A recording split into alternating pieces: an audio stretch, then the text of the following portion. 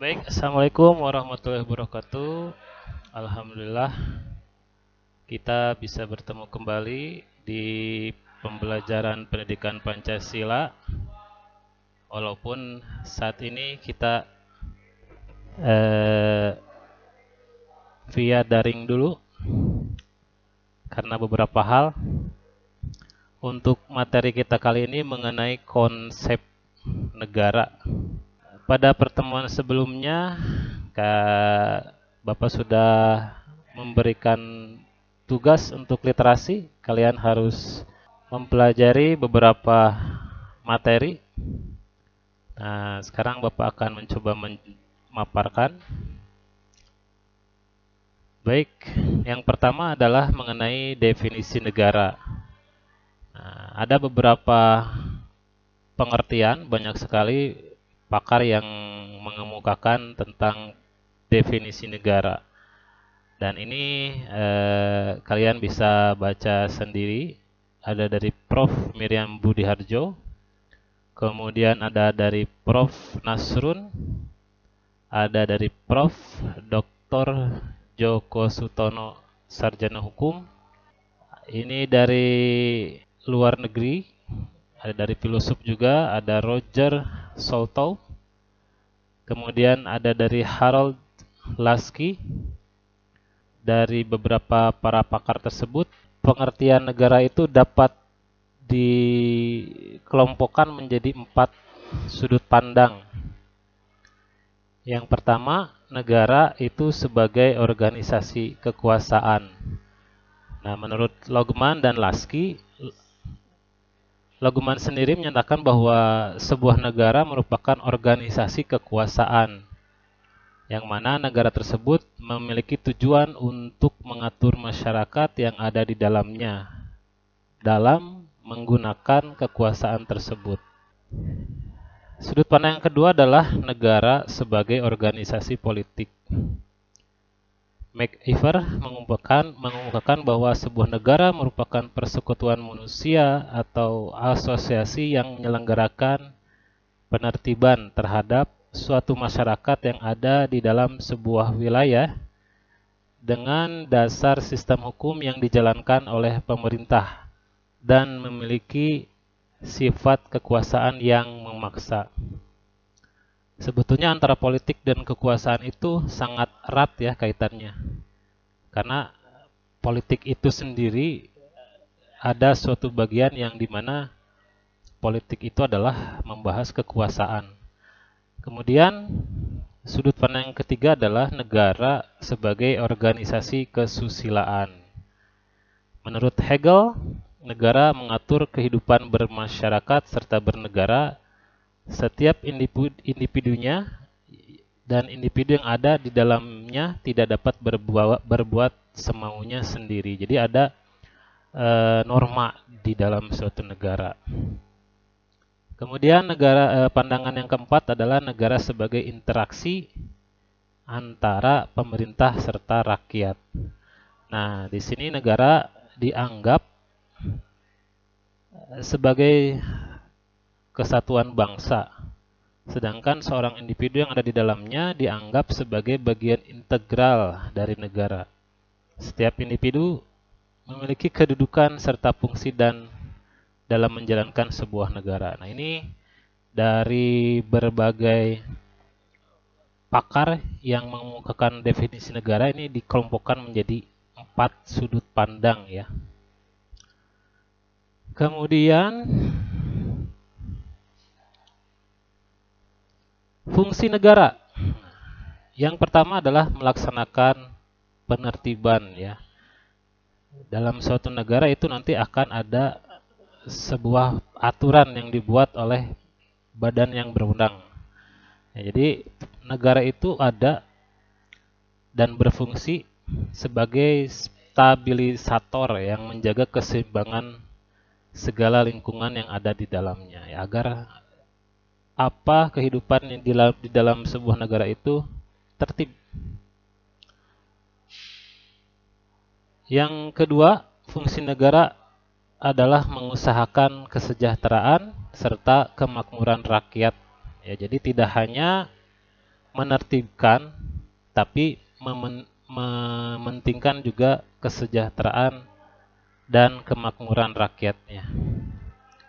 Fungsi ketiga yaitu fungsi pertahanan, ya, di mana pertahanan negara merupakan suatu hal yang sangat penting, ya, untuk menjaga kedaulatan atau menjaga stabilitas negara dari berbagai macam ancaman, baik itu ancaman dari dalam negara sendiri atau ancaman yang datangnya dari luar negara itu sendiri. Fungsi keempat adalah menegakkan keadilan. Ya, adil itu sendiri teorinya banyak. Ada adil yang sama rata, ada adil dan dengan sesuai porsi, ya. Kemudian asal-usul terbentuknya negara ini ada beberapa pendapat menurut teori. Ada teori ketuhanan. Jadi zaman dulu ini ada negara yang bersumber dari hukum Tuhan, ya. Contoh, tanah Yerusalem yang sekarang berada di Palestina yang diklaim oleh pemerintahan negara Israel itu dahulunya dalam kitab Taurat memang dijanjikan untuk Bani Israel, ya. Bani Israel, ya, dalam kitab Taurat.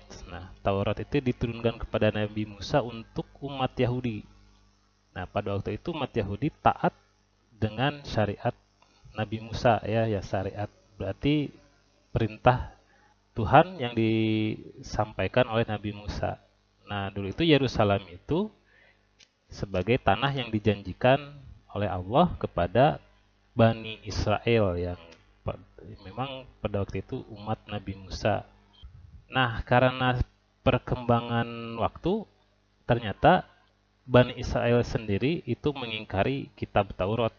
Ya, ada penyimpangan-penyimpangan.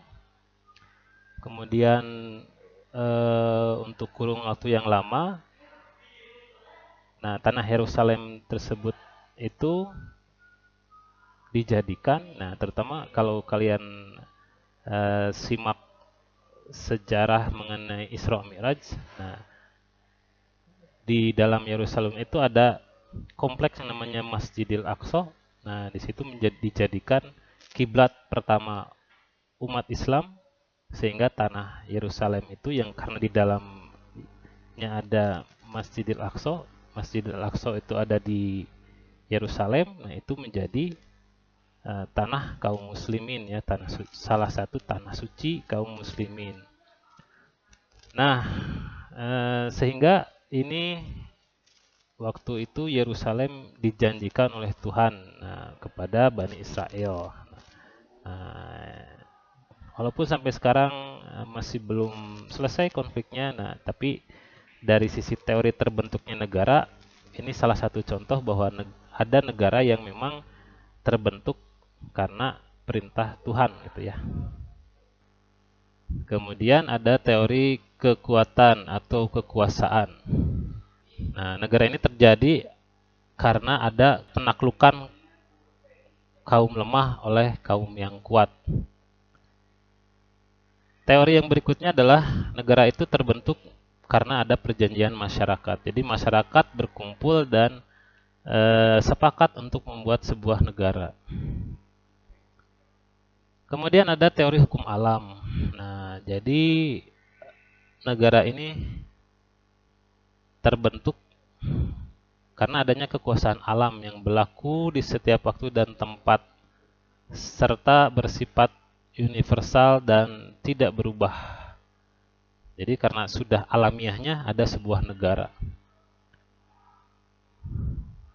Kemudian secara faktual, teori terbentuknya negara secara faktual ini ditinjau dari fakta sejarah, ya. Contoh yang pertama adalah pendudukan atau okupasi. Nah, jadi pada waktu itu di zaman Yunani kuno ada dan Romawi kuno atau sebelum zaman modern, ada sebuah negara yang muncul karena pendudukan. Contoh, ada negara Liberia yang diduduki oleh budak-budak negro yang dimerdekakan tahun 1847. Jadi dikumpulkanlah dulu budak-budak negro di sebuah wilayah yang sekarang namanya Liberia, dan ketika dimerdekakan membentuk sebuah negara. Yang kedua adalah penyerahan atau cesi.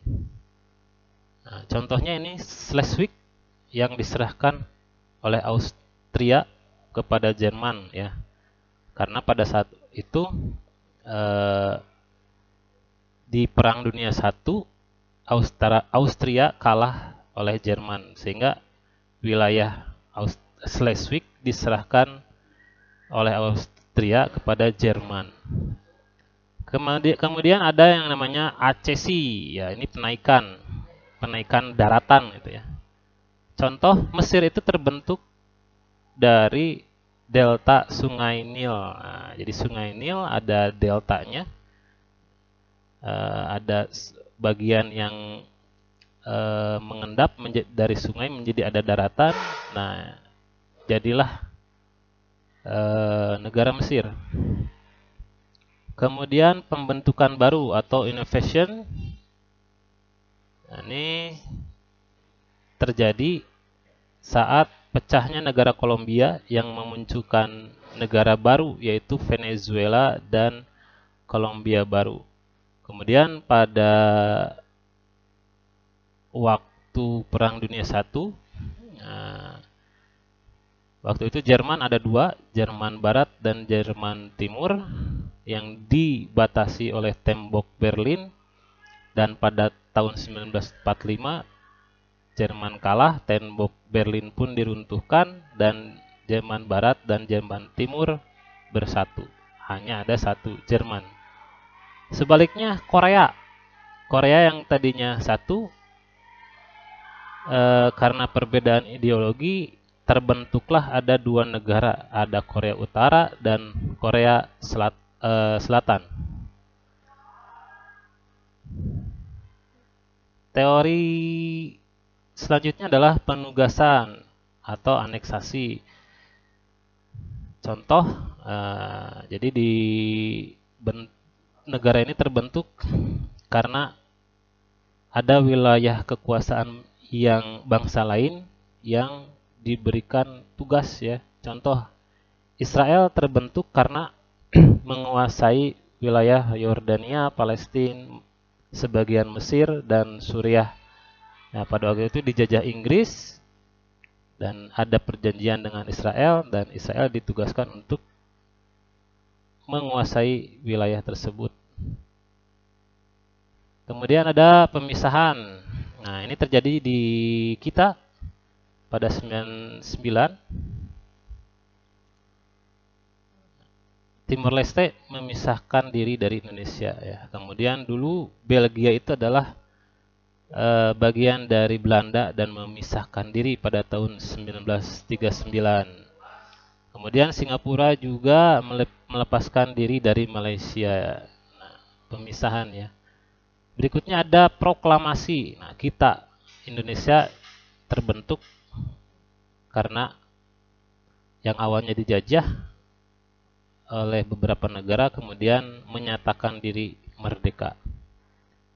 Baik, itu saja untuk hari ini.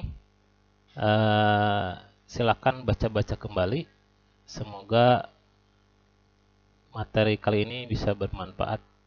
Assalamualaikum warahmatullahi wabarakatuh.